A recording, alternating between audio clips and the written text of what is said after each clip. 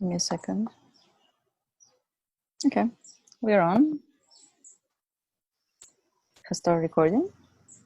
So whenever you're ready.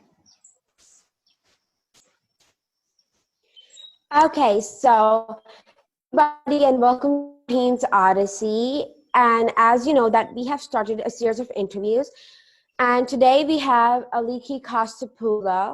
So I think without further ado, let's let her introduce herself. Hi, hello. I'm Aliki Ko. I'm originally from Greece, living in Switzerland, and right now traveling abroad. I wonder what to say exactly. I'm by profession, I'm an architect. By passion, I'm involved with mindfulness and consciousness, and right now the focus is about global spaces that can elevate awareness and consciousness in different countries. Maybe starting from Pakistan, let's say. Okay, so where were you born? I was born in Greece, in the southern part of Greece. It's called Peloponnese, the region, and my hometown is called Nafplio. Mm-hmm. And so that I know that you travel a lot. So according to you, how many places have you been?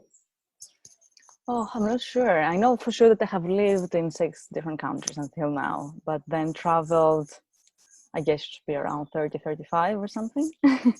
I'm not sure. Oh my God, that's so much. So how much time gap there is between your traveling?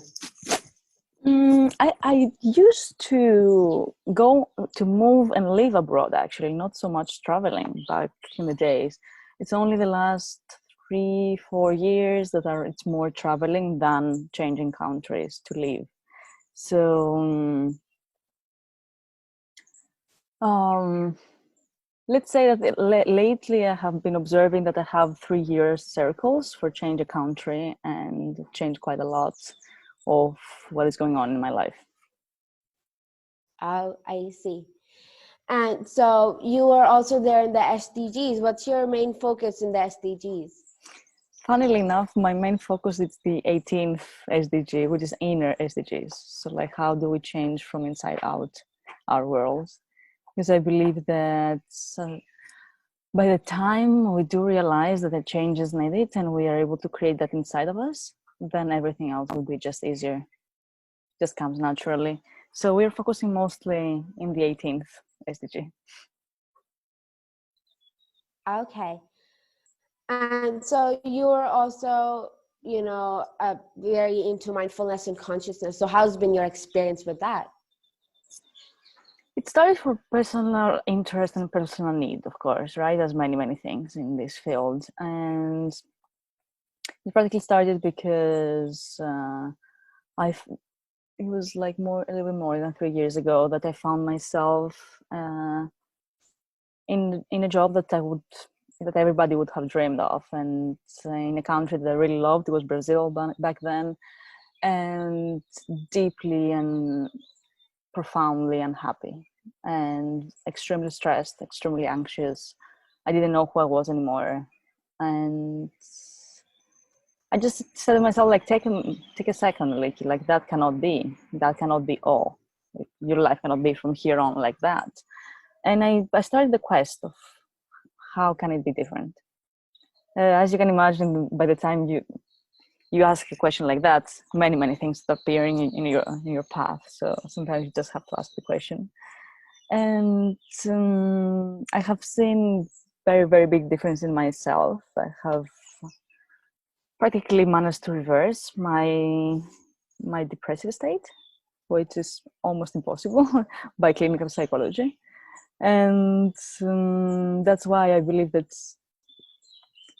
we should spread that more. People should know that going inside and searching for oneself, it might sound difficult, it might sound a lot of work, but it's completely worth it. Yeah, soul searching is something that's really, really benefit for your like own self, and it's very good. Search yourself, and many people recommend traveling, and of course they also recommend yoga and other meditation and some other exercises. that are done?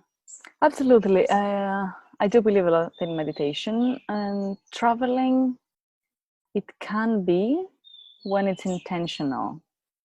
So the funny part about traveling is that it's one of the most difficult ways of reaching awareness, because it's a lot of distraction due to the new places, the new people, the new everything. It's very, very easily to get distracted and just entertained. So traveling for sure can open up horizons and allowing you to understand that there are many worldviews, that there are many ways that people live on this planet. But you have to be aware that just traveling alone itself, it cannot do much. You have to combine it with a clear intention, or you have to combine it with a self-practice together with traveling.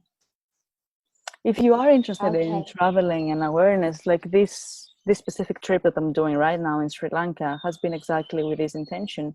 It's about redesigning some habits that I still see that they shouldn't be there in my life. So just taking the time this month to observe, create awareness, and slowly but steadily change habits that just need to go to the next phase. Okay, so let's go a few years back. How was your childhood? Were you a shy kid, a naughty kid? What kind of a kid you were? I was a teacher's daughter, so you can imagine what that implies, right? All the responsibility that you have to be very Yeah. quiet and everything. Uh, and also, as I have seen from my mother's part, how it is to be a teacher and how much work and how much stress it is. You just don't want to create that more in other people. So you can say that I was a quiet kid from the outside, at least. Even though for some reason my mother always thought that I was doing tremendous things just because my friends were, but I was very self-aware quite from a quite young age, anyhow. Um, so yeah, but I was sure that by the time I'm able to, I will be living abroad. Oh, so that came into your mind when you were a child. It was always a conviction that I don't really like, this feeling of that I don't belong here for grace, and traveling and living abroad was my escape. It was my solution back then, right? It did took Mm-hmm. me uh, 5 more countries, like moving to 5 more countries, and another almost decade to realize that you cannot escape from what is. You just have to solve it. Otherwise, you're just escaping. But it was fun.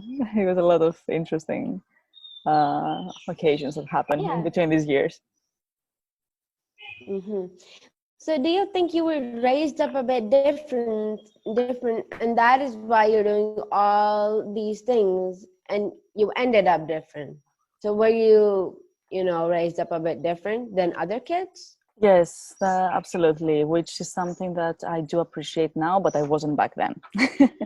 Because all kids are trying to just to feel part of the group, and then you don't understand why you need to be different.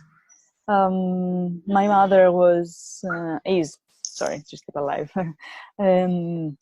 My mother, uh, for her times, was quite of a different personality and quite of a different education and interests. So she really passed that on into us. She also used to travel in my age, so it's not a big surprise for her. Yeah. So that is how you raised up a bit different. So Hmm. you do a lot of things. You are also focusing on mindfulness and spirituality. So by profession, you're an architect. So, all these different things, how does it all blend together at the end? Um, you know what? When you start a quest, you don't really start it to make it a profession. It started literally from personal need. It had nothing to do about giving workshops and talking to people about mindfulness. It had to do with my personal sanity, you know? And at some point, I realized that I have got so passionate that I was devoting more time into mindfulness than architecture. And then I was like, okay, this is very interesting. Probably there's something there that attracts you more. And it took some time until the, the occasion or the opportunity or even my state of mind came into the point that I saw that these two can be combined. Because before, in my mind, they were completely separate. One had nothing to do with the other. But I realized that the more you go deeper into the spiritual world, everything has to do with everything. If in your path comes mindfulness for a practice and you're an architect, probably you'll have to combine them and it will come at some point. Mm-hmm. That's so true because, everything has a connection and you need to find the connection. Exactly. What do you I want to think say that's about our that? role in this world, creating this new combination of situations that only us can bring in. Mm-hmm. So, do you have any message for the youth? So many messages, I guess. So first of all, it would be just to not rush, because it's better to, when you know what has to be done from deep inside of you, then everything starts flowing. So just go and find that place, and when you're there, everything else will just come. Yeah, that was a really, really deep message.